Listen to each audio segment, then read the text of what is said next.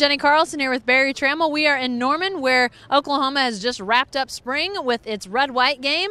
And Barry, I don't know what the score was. Frankly, it doesn't matter. We got to see a lot of football, though, today. Let's start with quarterbacks. Trevor Knight is obviously the guy, but I think there's going to be a lot of buzz about a not-so-good day for him, a really good day for Baker Mayfield. And, by the way, who's going to back up Trevor Knight? Because it isn't going to be Baker Mayfield. He's ineligible.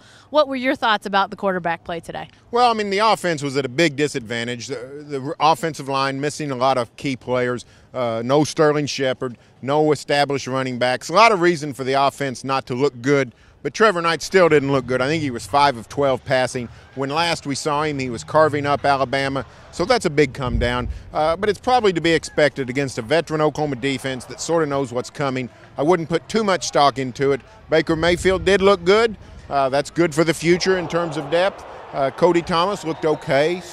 But I mean, the story of the Oklahoma season on offense is going to be Trevor Knight. He needs to play like he did, more like he did in New Orleans than he did today.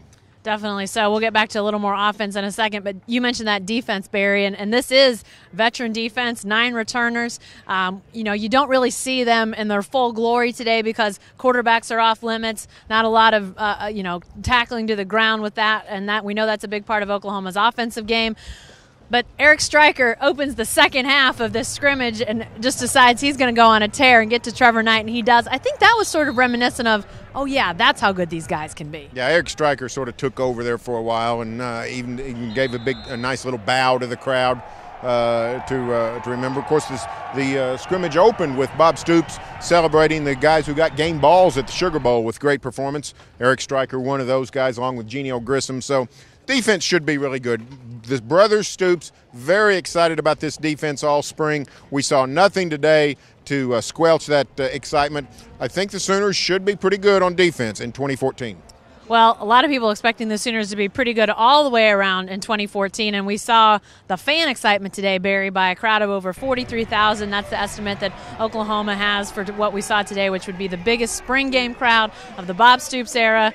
What does it say about just sort of the fervor and the mentality right now amongst Sooner Nation? Well, I mean, and when you come off a game like that, Alabama, and before that the Bedlam win in Stillwater, which was a huge win, and then you go to New Orleans and pull that shocker, and so many players coming back. I mean, it's just natural enthusiasm. Oklahoma football fans can get fired up very easily, and they've got a lot to be fired up about. So I think the next 4 months are going to be wild, wild anticipation for the 2014 season.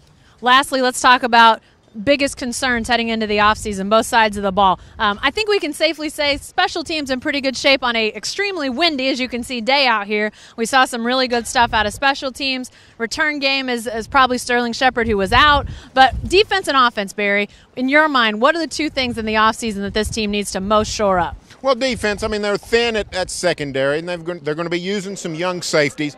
But from what we've seen, they've got some talented guys there. I think they're going to be okay. Offensively, it's a different story. Very thin at receiver, not a lot of guys who have produced, and at running back it's the same way. So they've got some injuries at the offensive line. That should be okay, but the guys who are going to handle the ball, the Sooners are not overly experienced, and that includes quarterback, where Trevor Knight has only made, 5 games where he started and finished. That's not a lot. So I think offensive inexperience with the ball handlers is the big question mark. All right, lots to talk about after this one. We talked to coaches and players about today, and let's hear what they had to say. I thought overall the play was really pretty good. We have a lot of young guys in there with 16 or so guys out. We've got quite a few guys that haven't played much at all in there, but they did a really pretty good job overall. I thought the quarterbacks, for the most part, in a windy day, threw it pretty solid. I liked seeing our receivers, I thought, made some nice competitive catches. I was pleased, particularly with the first group on defense in the way we covered, just the way we played in general. We only played a couple of base structures. We didn't have a lot of schemes to throw at them, but also the defense, still played fundamental, played solid for the most part, and again, so we're without a bunch of guys, so it's a little bit hard to figure what it's going to really look like. But you get so familiar with the plays too. Our ability to react to plays, we've seen them all spring. It gives you an advantage defensively. The ones, obviously, the twos didn't look that way. They're not as smart as the ones, but you just see that you get to see a lot of that, and our pressure it's been hard for people to throw and sit back there. I think our front's pretty good. Our ability to rush the passer's better than it's ever been. So we try to make it as uncomfortable as we can. And this is a good group of defensive players he's going against. Just stepping into that leadership role, being more confident as the leader, not looking over my shoulder quite as much, just being able to step into that role, get the reps with the A-team guys, and really build that chemistry. It's going to be a lot easier vocally. For sure.